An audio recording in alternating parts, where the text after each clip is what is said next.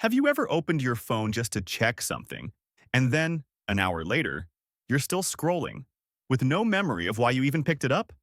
That's not an accident. That's design. Every scroll, every like, every notification sound is part of one of the largest psychological experiments in human history. And you are the subject. Social media isn't just a tool anymore. It's a behavioral mirror, one that learns from you, adapts to you, and reshapes you. Each app runs on a principle that psychologists discovered decades ago. People are addicted not to certainty but to possibility. That little red dot on your screen? That's a dopamine trigger.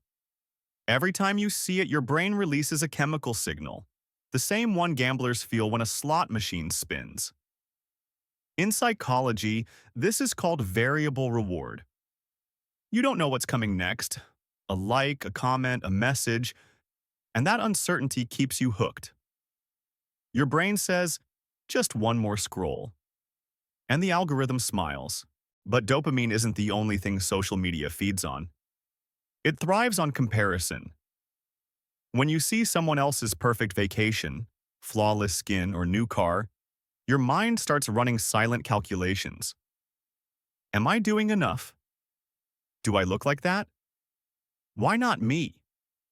This is called social comparison theory, and it's one of the most powerful motivators and destroyers of human self-worth. In a 2023 study by the American Psychological Association, 70% of young adults said social media made them feel worse about their lives within minutes of using it. Yet they couldn't stop coming back. Why? Because the same system that creates insecurity also promises validation.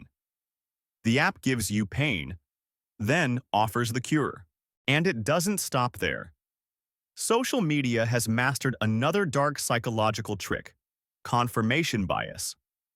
The more you interact with certain content, the more the algorithm feeds you similar ideas. Soon, your digital world becomes an echo chamber, a reflection of your own thoughts, fears, and beliefs. You stop exploring. You stop questioning. You start believing the illusion that everyone thinks like you do. That's not connection. That's control. Time itself bends inside these apps. You think you've been scrolling for 5 minutes, but 20, 40, 60 minutes disappear. Psychologists call this time distortion, a phenomenon where constant micro-rewards keep the brain in a trance-like loop. It's the same mechanism casinos use: no clocks, no exits, just lights in motion. Except this casino fits in your pocket. But the real cost isn't time, it's identity.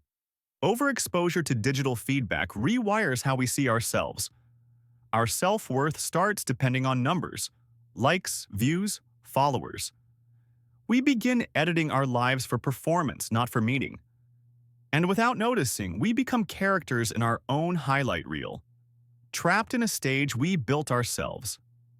In 2024, researchers from Stanford found that social media users who took a 1-week break reported 33% higher life satisfaction and 20% better focus. The mind doesn't need constant validation. It needs silence to breathe. But here's the twist. Social media isn't evil. It's a tool, and tools reflect their user. When you understand the psychology behind it, you stop being a test subject and start becoming the observer. You begin asking, is this thought mine? Or was it planted by an algorithm? Awareness breaks manipulation. Every time you pause before scrolling, every time you choose to post with intention rather than impulse, you take back control. So next time you feel the urge to open that app, don't ask, what's new? Ask, what's real? Because the greatest power in the digital age is not connection, it's consciousness.